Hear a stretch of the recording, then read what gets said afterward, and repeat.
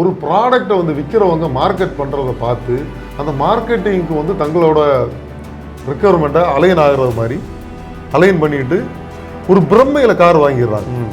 ஒரு major red flag வந்து இந்தியாவில் என்ன இருக்குது அப்படின்னு சொன்னால் சேல்ஸ் வால்யூமை பார்த்து வந்து வண்டியை வாங்குறது. இந்த சேல்ஸ் வால்யூம் வந்து எப்படி ட்ரைவ் ஆகுது அப்படின்னு சொன்னால் ஒரு ஹிஸ்ட்ரியை வச்சு ட்ரைவ் ஆகுது. மக்கள் வந்து இன்னும் அறியாமையிலே நிறைய பேர் வண்டி வாங்கிட்டு இருக்காங்க. அதனால வந்து சர்டன் ப்ராடக்ட்ஸ் வந்து வால்யூம் இன்னும் காமிக்குது.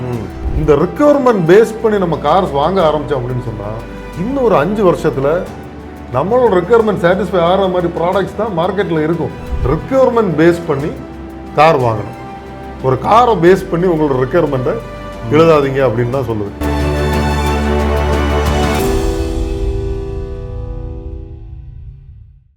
இன்றைக்கி பல பேர் வந்து கார் வாங்கும்போது அவங்களோட அணுகுமுறையே தலைகீழாக இருக்குது.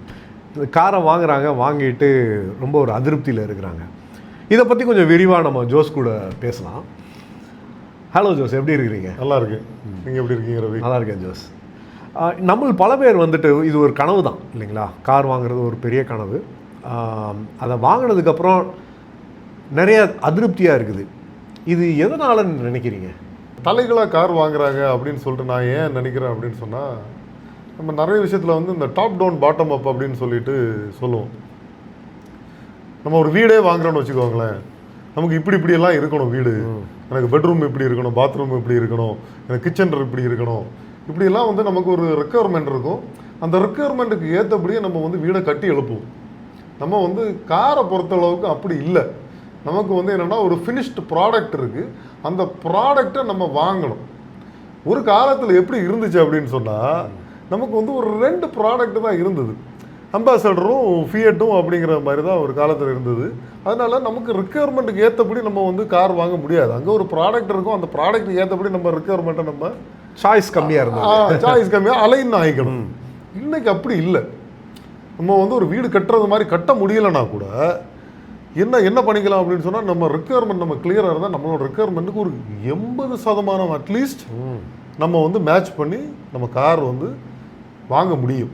ஆனால் இன்றைக்கி மக்கள் வந்து என்ன தப்பு பண்ணுறாங்க அப்படின்னு சொன்னால், ஒரு ப்ராடக்டை வந்து விற்கிறவங்க மார்க்கெட் பண்ணுறதை பார்த்து அந்த மார்க்கெட்டிங்க்கு வந்து தங்களோட ரெக்குயர்மெண்ட்டை அலைன் ஆகிறது மாதிரி அலைன் பண்ணிட்டு ஒரு பிரம்மையில் கார் வாங்கிடுறாங்க. வாங்கினதுக்கு அப்புறம் தான் தெரியுது என்ன அப்படின்னு சொன்னால், இது நம்மளோட கார் இல்லை அப்படிங்கிறது அதுக்கப்புறம் வந்து தான் புரியுது. அது ஒரு 1-2 மாதத்தில் வந்து உணர ஆரம்பிச்சிடுறாங்க. ஆனால் வந்து அந்த 1-2 மாதத்தில் பார்த்தீங்க அப்படின்னு சொன்னால் it will be already too late. Car வந்து ரொம்ப ஒரு எக்ஸ்பென்சிவான பொருள், அதே மாதிரி வந்து டிப்ரிஷியேட்டிங் பொருள் வேறு. 2 மாதம் கழிச்சு ரியலைஸ் பண்ணி அந்த காரை வந்து மாற்றும் போது பார்த்தீங்க அப்படி மாற்றணும் அப்படின்னு நினச்சிங்க அப்படின்னா ரொம்ப லேட் ஆகிடும். அது வந்து ஒரு பெரிய நஷ்டம் ஆகிடும். இது மாதிரி நீங்கள் சொன்னீங்க, டாப் டவுன் அப்ரோச்சாகவும் இருக்குது, பாட்டம் அப் அப்ரோச்சாகவும் இந்த மாதிரி ஒரு அணுகுமுறையில் கார் வாங்கணும்னு சொல்லிட்டு. ஆனால் பல பேர் நம்ம வந்துட்டு பட்ஜெட் தான் நமக்கு முக்கியமான ஒரு கன்ஸ்ட்ரெயின்ட்டாக இருக்குது, அதை பேஸ் பண்ணி தான் நம்ம வாங்குகிறோம் கார். அப்படி வாங்கும் பட்சத்தில் வேறு என்ன பெரிய பெரிய ரிக்ரெட், அதிருப்திகள் வருது மக்கள்கிட்ட? பட்ஜெட் மட்டுமே கன்ஸ்ட்ரெயினாக இருக்கிறது வந்து ஒரு காலத்தில் இருந்துச்சு. இப்போ வந்து ஒரு கார் வாங்கணும்னா இவ்வளோ பணம் இருந்தால் தான் நம்மளால கார் வாங்க முடியும் அப்படிங்கிறது. அந்த ஒரு கார் வாங்குறதுக்கு அந்த பணத்தை மட்டுமே ஆயத்தப்படுத்திட்டு நம்ம வாங்குகிற ஒரு அணுகுமுறை இருந்துச்சு. இன்றைக்கி அப்படி இல்லை. ஒரு பட்ஜெட்டை மட்டும் நிர்ணயம் பண்ணால் பத்தாது.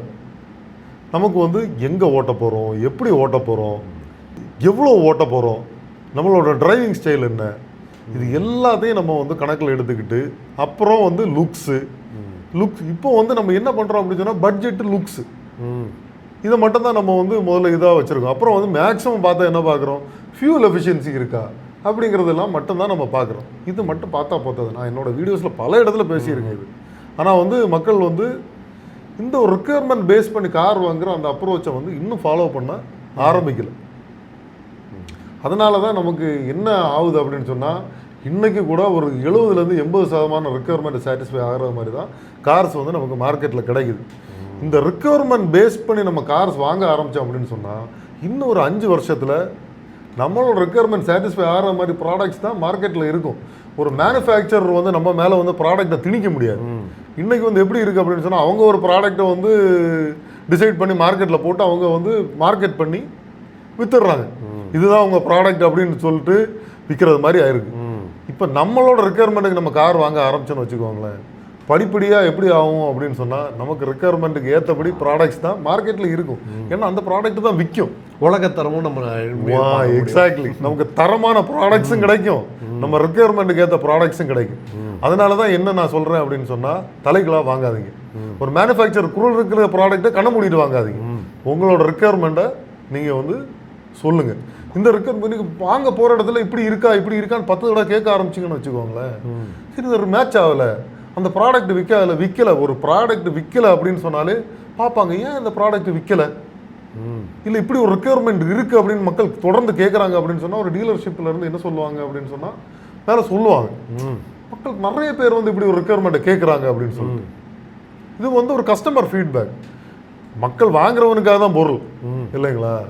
ஸோ அதனால வந்து படிப்படியாக நம்மளோட தரமான ப்ராடக்ட்ஸ் நமக்கு வர ஆரம்பிக்கும், நமக்கு பிடிச்சது மாதிரியும் திருப்தியாக இருப்போம். நம்ம ஒரு ப்ராடக்ட் வாங்குறோம் அப்படின்னு சொன்னால் திருப்தியாக இருக்கும். இதுக்கு யார் முன்னேறணும் அப்படின்னு சொன்னால், மக்கள் வாங்குறவங்களோட அந்த வாங்குறதுக்கான இது வந்து முன்னேறணும். மக்கள் என்ன வாங்குறோம் அப்படின்னு தெரிஞ்சுக்கணும். ஒரு அவேர்னஸ் வந்து அந்த வார்த்தை தான் எனக்கு வரல. அந்த அவேர்னஸ் வந்து மக்கள்கிட்ட வந்து கிரியேட் ஆகணும்.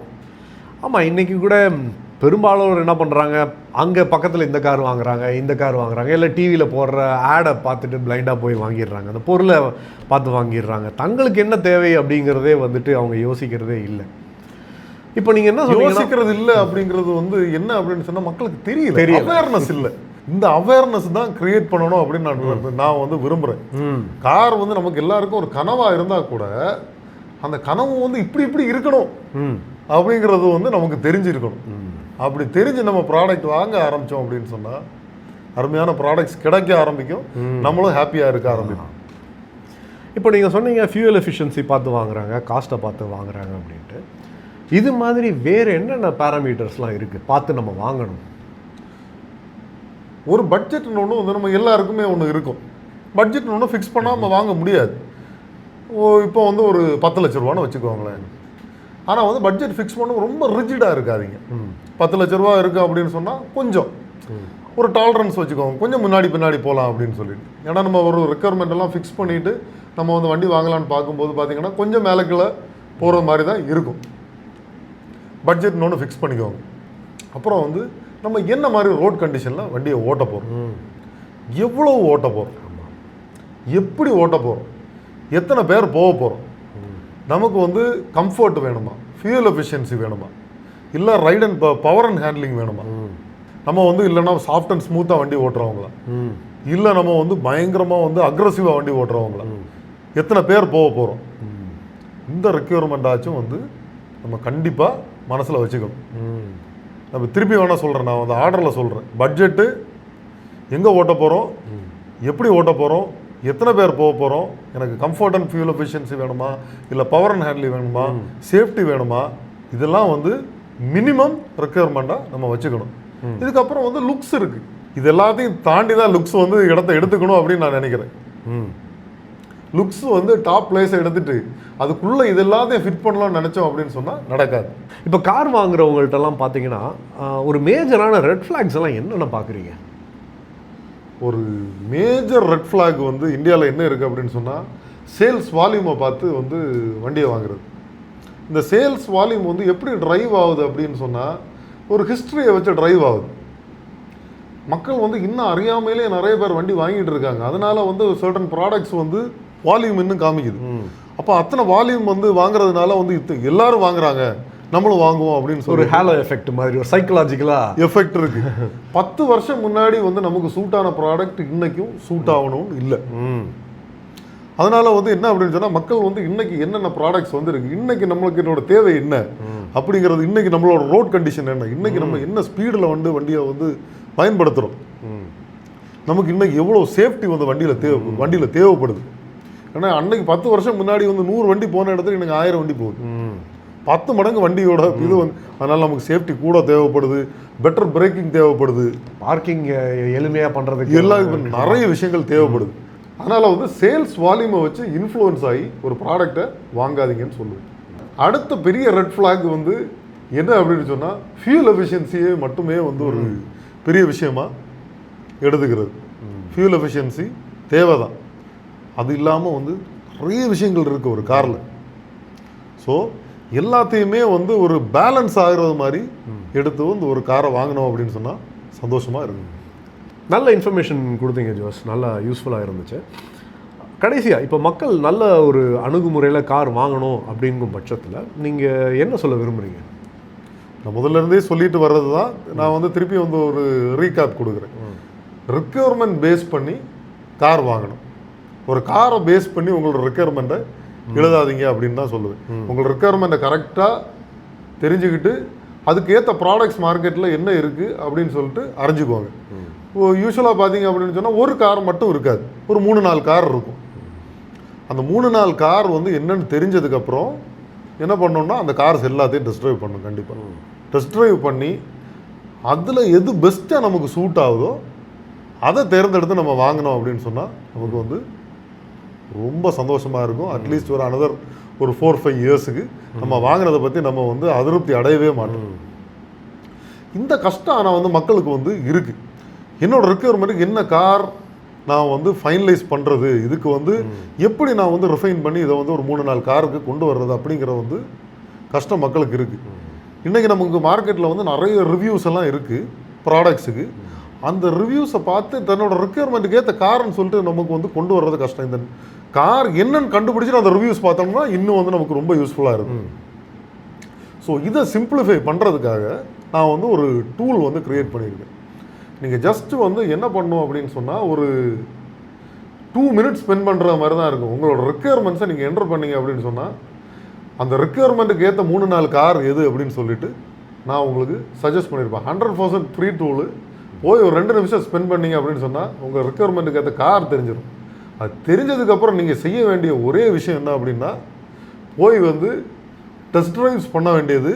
அதை பற்றி ஃபர்தராக உங்களுக்கு ரிசர்ச் பண்ணோன்னா ஒரு டெப்த்தாக ஒரு ரிவ்யூஸ் வந்து பாருங்கள். ஸோ அதற்கு மேலேயும் மக்களுக்கு ஒரு உதவி வேணும், ஒரு ஹெல்ப் வேணும், ஒரு கைடன்ஸ் வேணும்னா கண்டிப்பாக ஜோஸ் அவர்களோட நம்பரில் நீங்கள் அவரை ரீச் பண்ணலாம்.